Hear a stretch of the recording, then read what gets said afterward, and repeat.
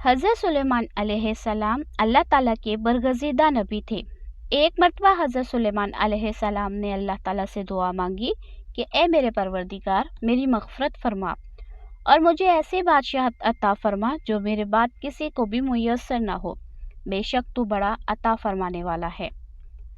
اللہ تعالیٰ نے آپ علیہ السلام کی دعا کو قبول فرمایا اور ایک عظیم الشان بادشاہت عطا فرمائی اور جنات، ہوا، چرند پرند کو آپ علیہ السلام کا فرما بردار بنا دیا۔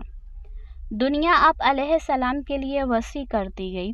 بے بہا نعمتیں ملنے کے بعد ایک دن حضرت سلیمان علیہ السلام نے دنیا کی تمام مخلوقات کو کھانا کھلانے کے لیے اللہ تعالیٰ سے اجازت طلب کی کہ اے میرے معبود، اگر آپ مجھے اجازت دیں تو میں آپ کی تمام مخلوقات کو پورا سال کھانا کھلاؤں۔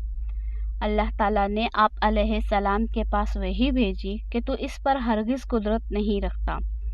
حضرت سلیمان علیہ السلام نے درخواست کی کہ یا الہی، ایک ہفتے کے لیے مخلوق خدا کو کھانا کھلانے کی اجازت دے دیں۔ اللہ تعالیٰ کی طرف سے جواب ملا کہ تو اس کی بھی طاقت نہیں رکھتا۔ حضرت سلیمان علیہ السلام نے پھر درخواست کی کہ یا اللہ، ایک دن کے لیے ہی اجازت دے دیں۔ اللہ تعالیٰ نے وحی بھیجی کہ تو اس کی بھی قدرت نہیں رکھتا، لیکن اللہ نے آپ علیہ السلام کو مخلوق خدا کی ایک دن کی ضیافت کی اجازت فرما دی۔ اجازت ملتے ہی حضرت سلیمان علیہ السلام نے تمام جنات اور انسانوں کو حکم دیا کہ وہ تمام مخلوقات کی ضیافت کے لیے حلال جانور جمع کریں۔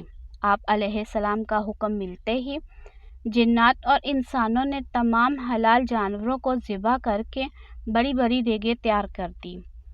اللہ کے نبی کی طرف سے مخلوق خدا کے لیے یہ اتنی بڑی ضیافت تھی کہ جس کا تصور کرنا بھی مشکل ہے۔ جنات نے پکے ہوئے کھانوں کو جب بڑے بڑے جنگلوں میں پھیلایا تو ان کی لمبائی اور چوڑائی 1 مہینے کی مسافت کے برابر بن گئی۔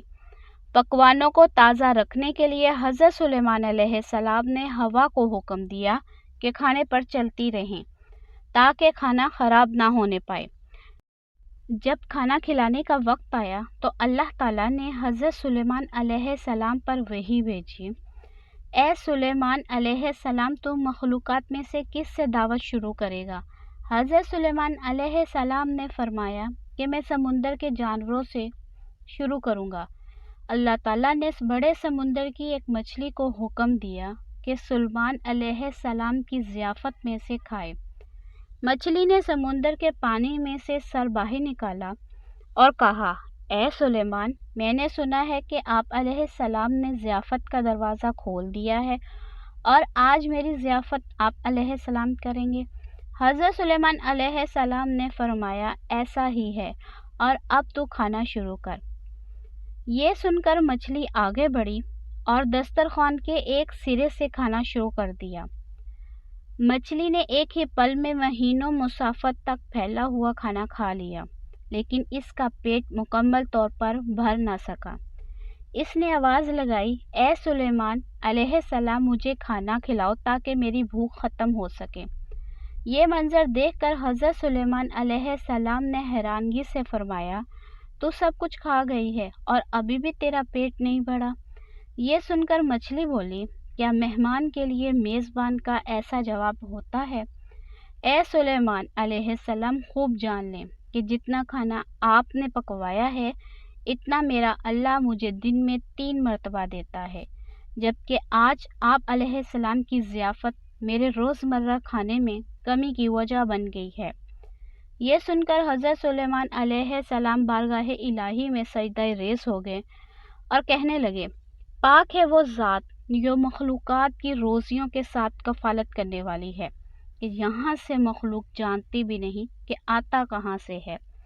حضرت سلیمان علیہ السلام کے اس واقعہ سے یہ پتہ چلتا ہے کہ دنیا بھر میں انسانوں سمیت پائی جانے والی تمام مخلوقات، خواہ وہ ایک ننھی سی چیونٹی ہو یا سمندر کی مچھلی، سب کا رازق اللہ تعالیٰ ہی ہے۔ وہ پتھر میں چھپے کیڑوں کو کس طرح اور کیسے رزق دیتا ہے، یہ اسی کی حکمت و طاقت ہے۔ اللہ کی تمام مخلوقات بھوکی اٹھتی ضرور ہے لیکن میرا رب کسی کو بھوکا سونے نہیں دیتا۔